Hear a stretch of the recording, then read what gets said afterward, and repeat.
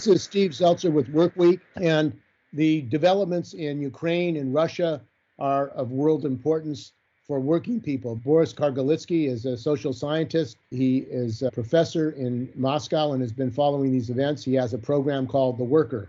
Hi, Steve. The channel is called Rabkor, which literally is translated as workers' correspondent. It's a traditional Soviet term from the 1920s. But anyhow, yes, I'm very happy to see you and to talk to you. So, Boris, you have been covering the developments in Ukraine, and why don't you talk about what led up to this, the invasion, and why President Putin has decided to take that action? Well, first of all, I already have spoken quite a few times about that. You see, it's very clear that these people in the Kremlin, they kind of lost control over the events and over, in a certain sense, over their own actions, because I think they started with bluffing and they lost control. And at this point, the situation is extremely chaotic because, of course, I think Putin's entourage and he himself, they are kind of panicking, and their behavior is totally hysterical. Why? Because, well, honestly, you should not just blame Russia for what's happening, because part of the blame on the Ukrainian leadership, and part of the blame should be on American leadership and on the West. Anyhow, the situation was created not just by Russia alone. However, at this particular point, it is Russia which is actually taking military action against Ukraine, and including Ukrainian civilians. And of course, there is a peace movement in Russia which opposes these activities, opposes these actions. There is a slogan, "No to War," which is very popular. We have anti-war demonstrations daily. Well, so far, Russian internet still enjoys considerable freedom, so people speak out quite vocally and quite actively against the war. We continue receiving information from Ukraine and from the West, so that people are more or less informed about what's really happening on the ground in Ukraine. So I think there is a very strong anti-war sentiment. And of course, as with every war, there are some chauvinism and some so-called patriots who are very happy with the war, but it's the general mood in the society is different. I shouldn't say that everybody, but at least people are worried, scared, confused, and getting more and more scared and confused by the day. And again, the left is kind of split, as it happened like with the First World War, with every big war. It happens time and again, that of course some people are supporting their own government, no matter what it does to other people, to other countries. And of course, there is an internationalist left which is opposing the war, which is actually gaining ground, because there are at least 3 Communist Party deputies who have spoken against the war. Matveyev, Smolin, and Levchenko, 3 CP deputies. And by the way, even though, of course, the Communist Party leadership is behaving quite predictably, well, in a very opportunistic way, so that they basically supported the war action against Ukraine, the CP is the only parliamentary party where there was at least a group of MPs which spoke against the war. And so, in general, there is enough resistance to the war. And given the fact that the war continues for only 3 or 4 days, I mean, it's already that the resistance is strong in Siberia and in eastern parts of the country. Today, we were expecting a few rallies in different Siberian cities and in the Urals. So anti-war movement is real, and it's gaining ground. And President Putin said that the West, NATO, was surrounding and circling Russia, and that he had no choice because the West was planning to attack Russia with NATO and the encirclement of Russia. So he also said that he did not believe that he was against Lenin and the Bolsheviks' position that there should be self-determination for the Ukrainian people. What is that history? Maybe you can talk about it briefly. And is this the first time that President Putin has broken with Lenin and the Bolsheviks on the right of the Ukrainians to have self-determination?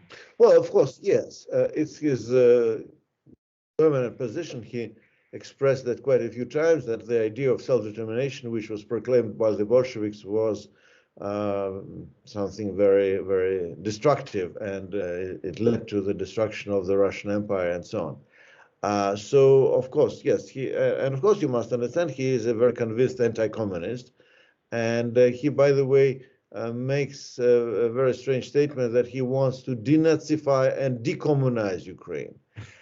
So that's the way he presents his crusade against Ukrainians. Actually, what was happening is that almost everybody was certain that Ukrainian armed forces would collapse within hours, not even days, but within hours. It didn't happen. More, everybody was expecting that Ukrainian society wouldn't be resisting a Russian invasion because the current government is very unpopular, and it's also true. But the problem is that, yes, Ukrainian current government is unpopular, and people are very frustrated with what happened in Ukraine for the last 30 years. But it doesn't mean that they would be happy about a foreign army invading their country. And this is a minor difference, which they didn't consider. And so that's one thing, that resistance happened to be much stronger than expected. And then Russian military actually were forced, I insist, they were forced by the Kremlin to start attacking cities and bombing them. And now we see a lot of civilian casualties and a lot of destruction, which didn't make Russian troops more popular with the Ukrainians. And this is what many people in the CP said, that the Communist Party, yes, it backed the vote for the recognition of the independence of Lugansk and Donetsk. And then people like Matveyev and Levchenko from the CP are saying, well, look, we voted for the independence of Lugansk, and we didn't vote against the independence of Ukraine. We voted for Lugansk and Donetsk to be not to be bombed, that it wouldn't, the bombing of Lugansk and Donetsk would stop. We didn't vote for Kiev being bombed. We didn't vote for Kharkiv being bombed. So our vote didn't mean that we were calling for the war. And this is a very general mood, especially in the east of the country, which is traditionally much more oppositional and much more radical. And so we'll see what's going to happen next. But anyhow, first of all, the Blitzkrieg strategy failed completely. The Blitzkrieg, as they expected, a very short and victorious war, didn't happen. So far, military news is not very encouraging for our troops. And the anti-war mood and the anti-war movement are stronger than expected, including by most people, including myself. I expected the anti-war sentiments to increase throughout the process, but I didn't expect them to be so strong from the very beginning, which is really encouraging and impressive. And I think that Putin and his people are actually behaving in a totally hysterical way. They are insisting on the military on really taking control over Kharkiv and probably Kiev within days, which is technically not possible given the level of resistance. And that means that we're going to expect a lot of casualties on both sides, including civilian casualties, and we are expecting enormous casualties for the Russian troops, much of a result. I think that would increase anti-war sentiment, and actually this country is in turmoil, actually, you see. So one reason why they started the war is that they know that the society, the government knows, the oligarchs know that the society is deeply frustrated and the society is against them. They have no legitimacy whatsoever. They are using more and more repression, more and more repression, more and more police force. There are people, lots of people arrested. As you probably know, I was arrested for 10 days recently this autumn for writing, actually not for writing, actually for quoting a message from Sergei Levchenko, who was an elected MP of the Communist Party. For quoting an MP, an elected MP, I was imprisoned for 10 days. Imagine that.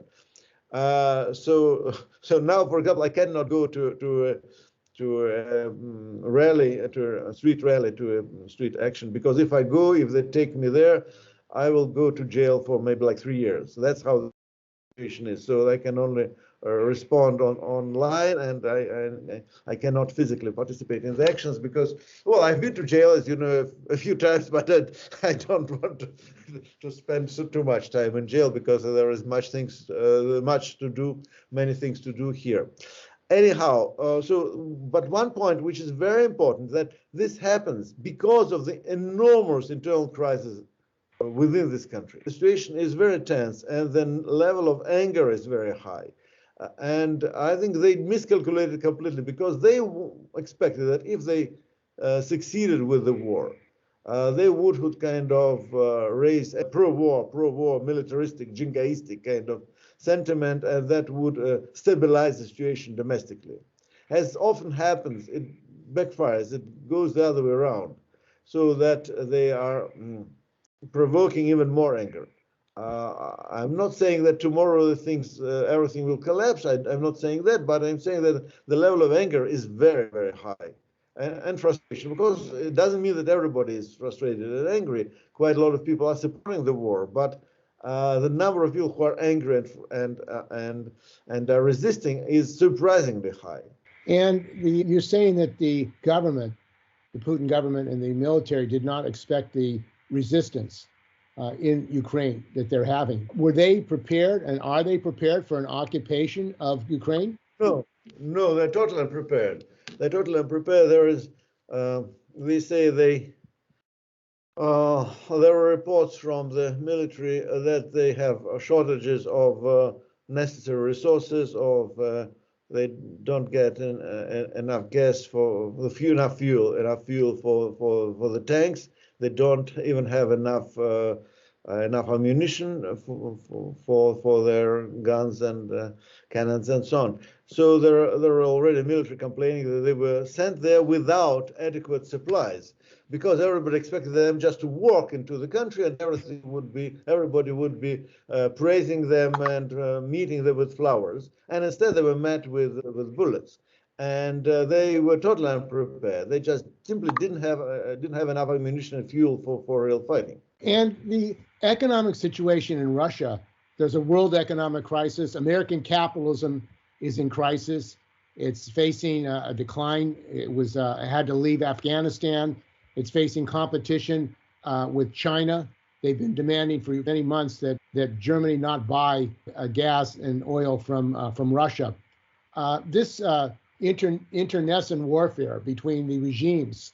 What do you think and from your point of view, what is the goal of the United States in encircling Russia? Well, let me be clear. Even though at this particular moment, it was the Russian regime which launched the war, which is to be blamed for the war, we should not blame the war on Russia only. Also, United States, one after another, which were actually really carrying out a very aggressive policy in East Central Europe. They were actually encouraging Ukrainian politicians to take more aggressive position against Russia and so on. So, it's like World War I, or it's like many other imperialist wars when both sides are to be blamed, both sides are guilty and responsible for what actually happened. which doesn't mean that we have to accept the demagogy of Putin, who is putting all the blame on the other side, because the final decision to start the war was taken by him, not by anybody else. But all the sides, American leadership, American capital, together with Ukrainian oligarchs and Ukrainian political elites, and Russian political elites and Russian oligarchs, they're all to be blamed for what is happening. Though at this particular moment, kind of, the main responsibility in this particular moment, the main responsibility is with Putin and his entourage. But don't forget that for 8 years, Donetsk and Lugansk were under systematic attacks and blockade from the Ukrainian side. And why didn't Ukrainian government recognize the right of Lugansk and Donetsk people for their own self-determination? In that sense, our position is very clear. We support self-determination of Ukrainian people, and we support self-determination of Lugansk. Both sides have the right to decide. But we oppose the war. We oppose the war because the war is not to protect Lugansk and Donetsk. The war is not even about Ukraine. The war is about trying to consolidate Putin's regime when it is losing credibility, losing legitimacy within Russia, losing support and legitimacy with the Russian people. And what will happen if the war is extended and you have a lot of casualties, both Ukrainian and Russian military people? What will be the effect in Russia? Will Putin be able to maintain power? Well, this is exactly the main problem. I can't predict. Historically, I think the preconditions for revolution are really ready. There are all. It looks like a playback, like a kind of remake of, say, maybe the Crimean War or even the First World War. As you know, the Crimean War was a failure for Russia, and then they had to start reforms, which actually also provoked socialist movement and revolutionary movements in Russia somewhat later on. But what I mean is that the Crimean War ended up with the Russian government, which was Russian government abolishing serfdom and starting reforms in order to somehow to reconcile itself not only with the rest of the world but with its own people. And the First World War ended up, as we know, with the revolution. So I think that preconditions for the revolution are quite ready in Russia. But, however, on the other side, we should not expect history to repeat itself, and we should not invest too much hope in our historical parallels. So I think there is also another problem that Putin and his team, they have a strategy, an exit strategy, which is prohibit everything, arrest everybody, introduce successful censorship on the internet, ban existing oppositional parties, including those which are loyal to the war, because they kind of give cover politically for those politicians who are more radical, like Smolin, Levchenko, or Matveyev, who are opposing the government and who are still members of the same party. So I think one scenario is some kind of more repression, more tyranny, and so on. You know, there is a joke in Russia now that yes, we wanted to live like in Europe, but we didn't mean Germany of the 1930s. The situation of the Russian working class, its organization, its struggle. There probably is going to be inflation. There's inflation in the rest of the world, even in the United States now. Is there inflation in Russia? What is the economic situation for the Russian working class and the struggle of unions? And is there anger at the oligarchy, which Putin represents? Well, first of all, Russian workers, I mean manual workers, traditional industrial working class, really very frustrated and demoralized. Deindustrialization in Russia. By the way, you know that from American history as well. The effects of deindustrialization are very demoralizing for the labor movement, for the working class. So in that sense, traditional industrial working class now is very weak. Much of the left is based in some kind of low middle class social layers. We have to see. I don't. Well, there are some strikes sometimes, but not too many. Trade unions are under government control, or there are independent trade unions which are very weak and also not very successful.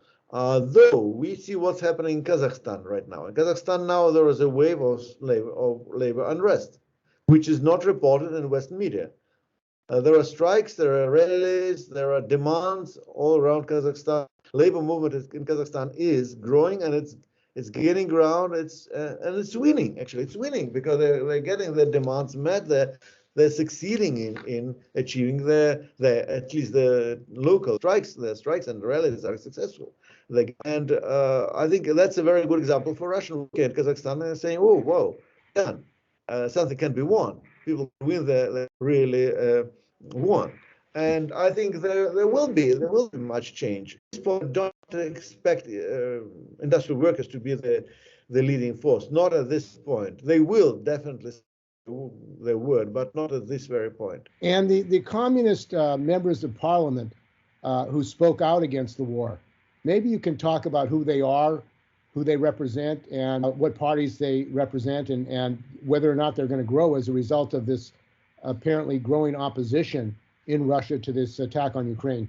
Well, first of all, mostly they are from the east of the country. Mostly they're from Siberia. Oleg Smolin is from Omsk. Levchenko is from Irkutsk. I am now with Levchenko. I'm actually part of his team, working on his. I used to work on his campaign this September, and now I'm working with his propaganda team, trying to help them to kind of deliver the message.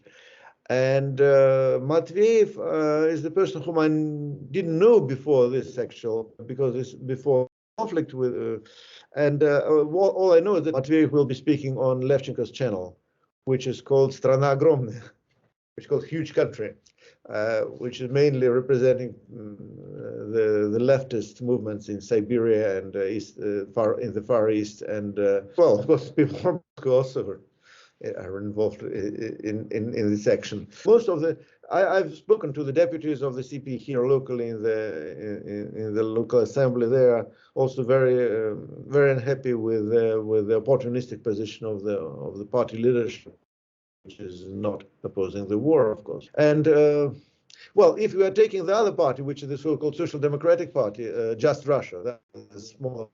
No, not a single deputy, not a single MP, not a single top politician, including those who are considered to be on the left of the party, spoke out against the war, except one woman, Anna Ochkina, who is the head of the Penza branch of the party, who spoke against the war. And she's not a deputy, and she's not even part of the leadership. So within Social Democratic Party, there is even less democracy than within the Communist Party, which is very telling also. But anyhow, there are people with official positions within official parties which are protesting. And the role of China, I mean, is China has relations with Putin and trade and other economic relations. What do the Russian people think about the relationship with China and what's going on in China? Well, let me be clear. I am in Siberia, in Irkutsk. It's very close to the Chinese border. People are afraid of China.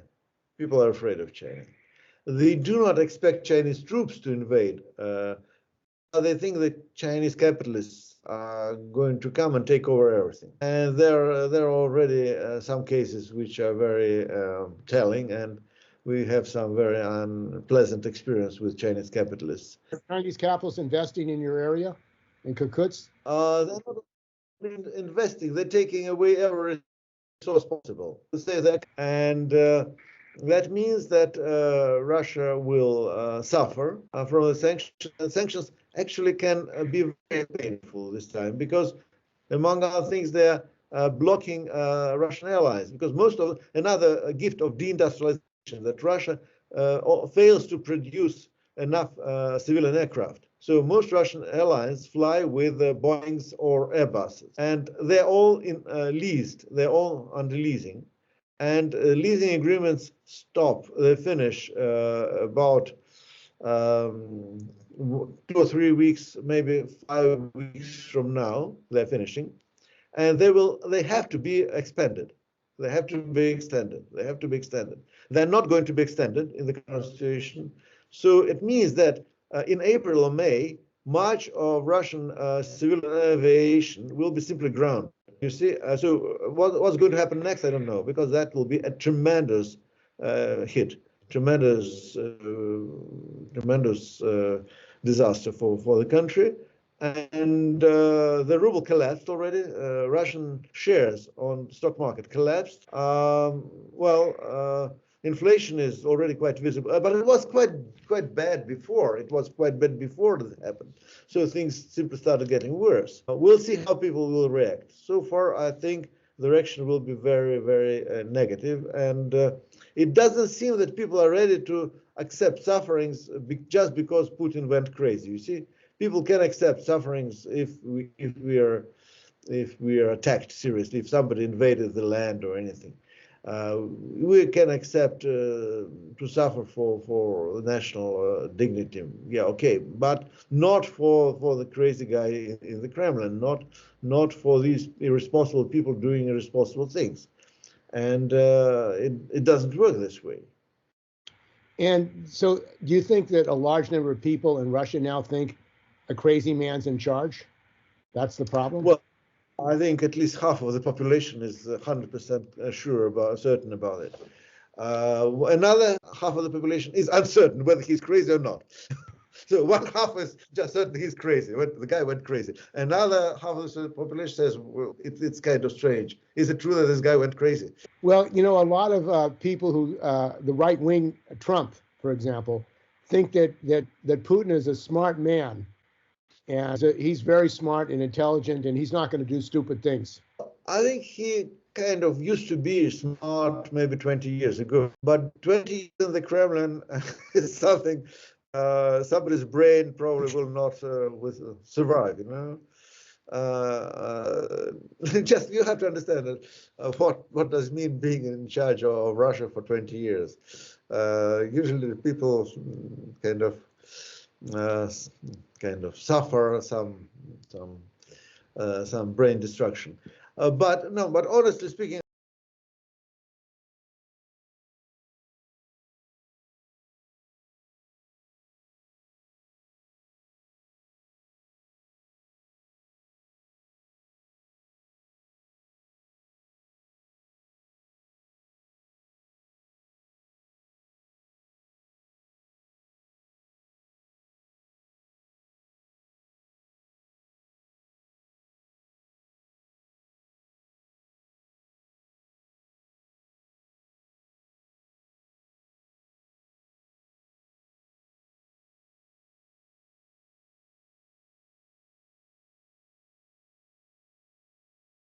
living standards are declining for 10 years already. 10 years, year after year after year, living standards are declining. Investment is not capable of producing economic growth. Production is, it's not collapsing, but it's stagnating. COVID measures were totally ineffective. Measures against COVID, the measures against the pandemic were totally ineffective, only produced a lot of anger because they only made life harder for ordinary people, but didn't lead to the success against the disease. So we didn't win against the disease, but the life of people became much worse, harder and uncomfortable. Well, people do not believe in the vaccine, and it's not because they are stupid and so on. It's because the whole campaign of vaccination was counterproductive the way it was actually conducted. And you see that by the way, it's the same problem with Canadians with this Freedom Convoy, because you see that there are people who represented the populist right, who benefited from this anger, from the anger of the truckers and so on and so on. But the anger is totally justified. The anger is totally justified. People are angry. People are fed up with all these restrictions and measures, and they're fed up with the way governments handled all these issues.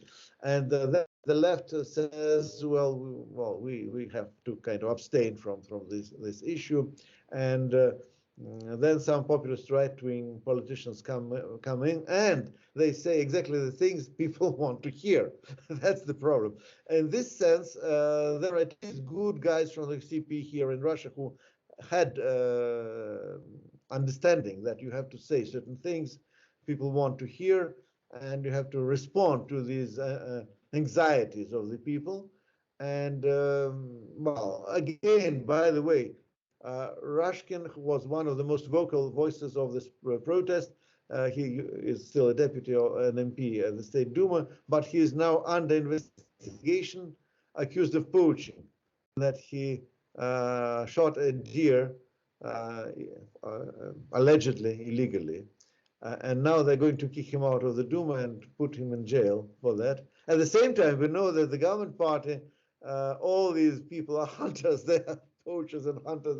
They shoot hundreds of animals. You see, but nobody has had ever been punished for that. But everybody knows it's not because of this deer. It's because of the reindeer, right? It's because of his position, that he happened to speak out against the way anti-pandemic measures were handled. And as far as organized opposition to the war, you say that there are protests. Have there been any opposition statements by unions, independent unions or other unions in Russia? Not so far. They're silent. The independent unions didn't support the war, but they're really afraid of speaking out because they're weak, and they are afraid that there'll be repression against them if they speak out. But I think they will start. Sooner or later, they'll begin. Because, you see, it's very important that at least 3 MPs of the CP spoke out.